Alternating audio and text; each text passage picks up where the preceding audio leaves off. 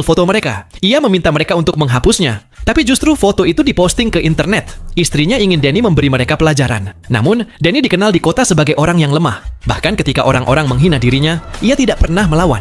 Preman itu pun lalu memprovokasinya dan mengatakan bagaimana mungkin pecundang seperti dia bisa mendapatkan wanita secantik istrinya. Mendengar itu, Danny pun hanya terdiam. Di dalam mobil, istrinya hanya bisa istighfar melihat Danny. Tetapi istrinya tidak tahu bahwa Danny memiliki masa lalu yang kelam dan berbahaya. Keesokan harinya, Danny membawa putranya yang masih kecil ke supermarket. Saat membuka pintu kulkas, seorang pembunuh bayaran diam-diam mengincarnya. Lalu, dengan gerakan lincah dan cepat, Danny berhasil menghindari setiap serangan. Si pembunuh sama sekali tidak bisa menyentuhnya. Danny bahkan sempat mengambil sebungkus popok dari lantai dan keluar dari toko, membuat semua orang yang melihatnya terkejut. Menyadari rahasianya terbongkar, Danny langsung melaju pulang dengan kecepatan tinggi. Namun setibanya di rumah, ia berlagak seolah tidak terjadi apa-apa. Para tetangga hanya terdiam kaku, terpana dengan apa yang baru saja mereka lihat. Danny tahu ia harus bergerak cepat. Ia mengeluarkan sebuah tas besar dari bawah tangga. Di dalamnya ada senjata dan paspor dari berbagai negara. Ia segera berkemas dan membawa ketiga anaknya untuk menemui sang istri, Jessie. Ia bilang pada keluarganya bahwa mereka akan pergi berlibur ke Las Vegas.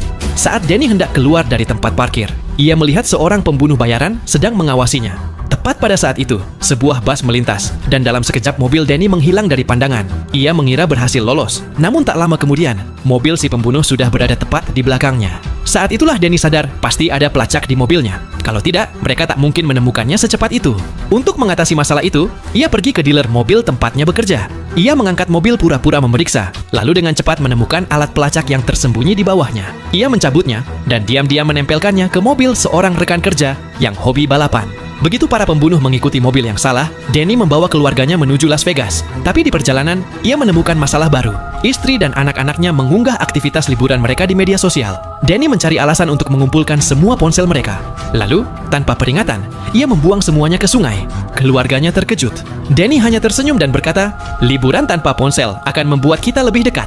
Sementara itu, di rumah Danny, Mike pemimpin para pembunuh tiba. Saat melihat foto keluarga bahagia Danny yang berjumlah 5 orang, ia marah besar. Ia segera memerintahkan semua anak buahnya dan para peretasnya untuk menemukan Danny dengan cara apapun.